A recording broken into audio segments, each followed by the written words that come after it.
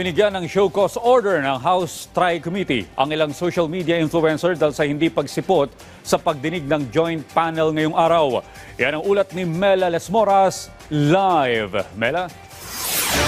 Only sa mga puntong ito ay nagpapatuloy pa rin itong ang pagdinig ng House Tri-Committee patungkol sa paglaganap ng fake news sa bansa. Gate ng mga mambabatas ay lagyon lang nila dito nga sa pagdinig na ito na magkaroon ng mas ligtas na paggamit ng social media sa bansa. Huwag niyo pong lokohin ang taong bayan.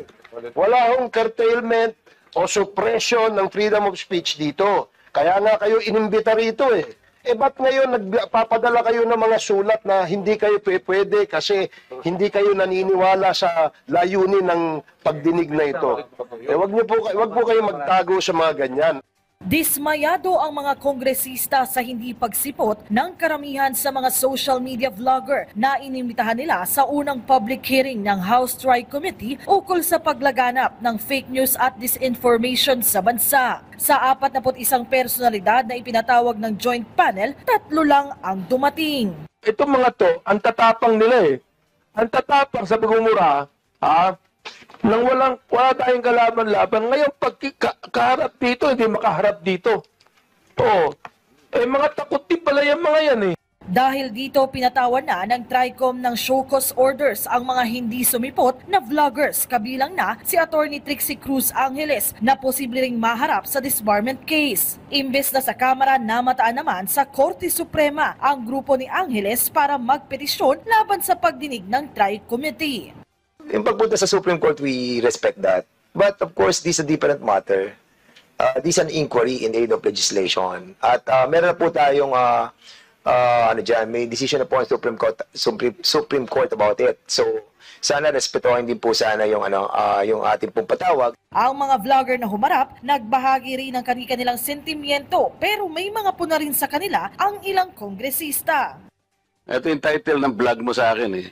Huwag maniniwala sa pakulo at panliling lang ni Marcoleta. Attorney, kahit kailan wala akong nilinlang na mamamayan ng Pilipinas. Wala kang karapatan na akusahan mo ako ng ganito. Marami na po kasi akong naging hindi ko ano yung particular na. Ito pakikita ko sa iyo, ayan oh.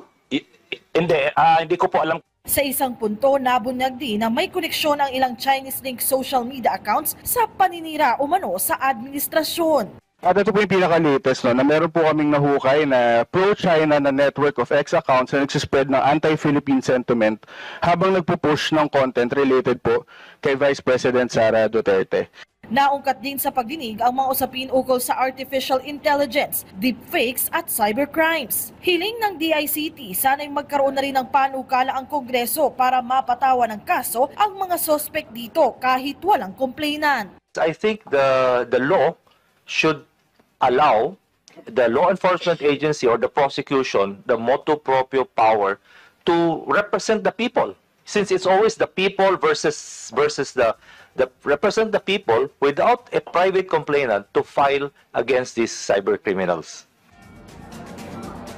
Audrey, sa ngayon ay katatapos lamang nito nga pagdinig nga at kabilang doon sa mga isinusulong ng mga mambabatas na buuin para nga sa mas maayos at mas ligtas na social media community sa bansa ay ang pagbuo ng Code of Conduct for Content Creators. So yan yung mga abangan natin kung paano yan na mabubuo sa mga susunod pang pagdinig. Audrey?